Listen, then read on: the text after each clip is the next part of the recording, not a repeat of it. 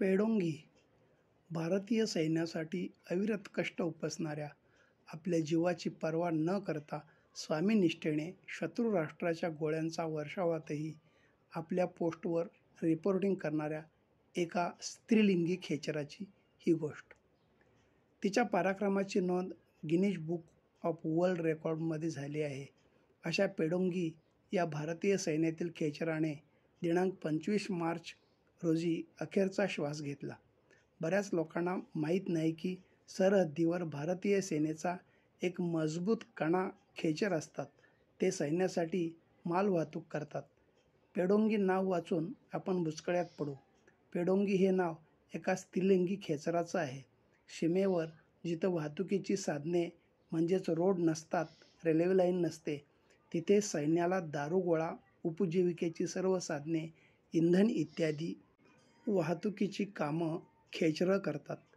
पेडोंगी नावाचे खेचर कोणी साधंसुधं खेचर नाही, तर भारताच्या संरक्षणात आपलं आयुष्य तिनं वेचलं आहे.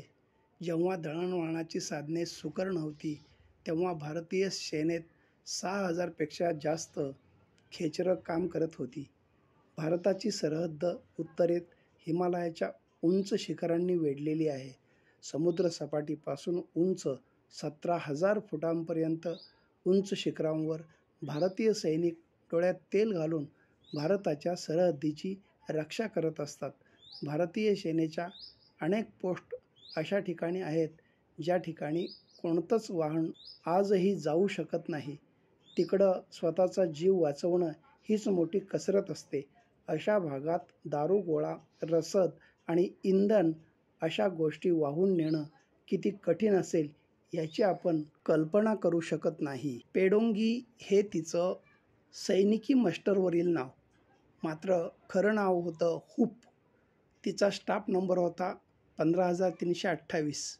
1962 साली पेडोंगी भारतीय सैन्यात दाखल झाली.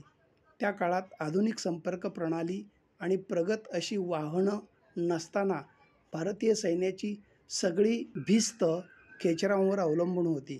बॉम्बच्या स्फोटात, गोळ्यांच्या वर्षावात, निसर्गाच्या प्रतिकूल परिस्थितीला न जुमानता पेडोंगी आणि तिच्या सहकाऱ्यांनी भारतीय सैन्याला रसद पुरवण्याचं आपलं काम इमाने इतबारे पार पाडलं.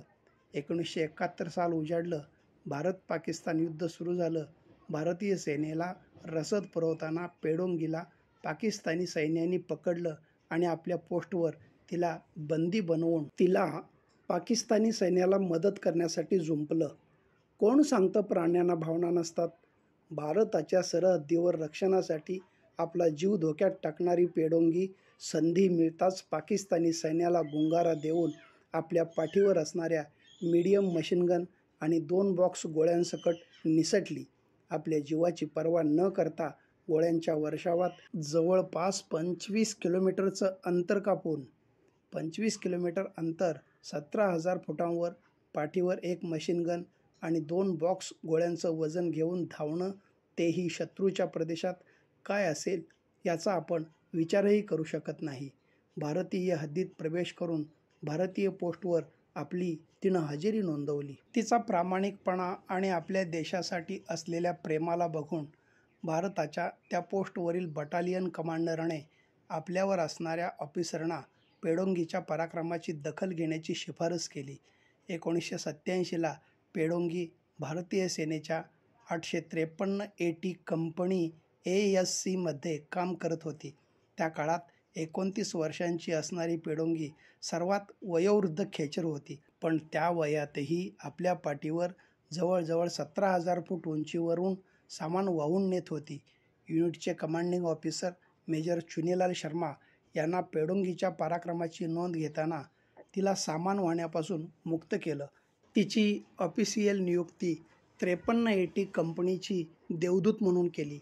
या युनिटच्या 1989-90च्या ग्रीटिंग कार्डवरही पेडोंगीला तिच्या सेवेसाठी स्थान दिलं गेलं. याच युनिटसोबत तिची नियुक्ती बरेली, उत्तर प्रदेश मध्ये झाली. इथल्या मोठ्या परिसरात पेडोंगीने आपला उर्वरित काळ आरामात व्यतीत केला. 1992ला पेडोंगीला एका खास कार्यक्रमासाठी दिल्लीला नेण्यात आलं. तिथं 223व्या कॉर्प्स दिनाच्या कार्यक्रमात पेडोंगीला तिच्या पराक्रमासाठी, देशसेवेसाठी कर्नल गिरधारी सिंग यांच्या हस्ते तिच्या अंगावर निळ्या रंगाची मखमली शाल पांघरून सन्मानित करण्यात आलं आणि त्याच वेळेस तिला पेडोंगी हे नाव देण्यात आलं. उत्तर सिक्कीममध्ये असलेल्या पेडोंग या युद्धभूमीच्या नावावरून तिचं नामकरण करण्यात आलं होतं. भारतीय सेनेत अतुलनीय शौर्य, सेवा देणाऱ्या घोड्यांना आजवर नाव देण्याचा सन्मान मिळालेला होता. पण पेडोंगी ही पहिली खेचर होती जिला हा सन्मान देण्यात आला. ह्यानंतरचा काळ पेडोंगीने बरेलीलाच व्यतीत केला. 1997ला पेडोंगीच्या सेवेची नोंद गिनीज बुक ऑफ वर्ल्ड रेकॉर्डमध्ये करण्यात आली. जगातील कोणत्याही सेनेसाठी सर्वात जास्त कालावधीसाठी सेवा देणारी खेचर असं तिचं नाव सुवर्ण अक्षरांनी कायमचं नोंदवलं गेलं.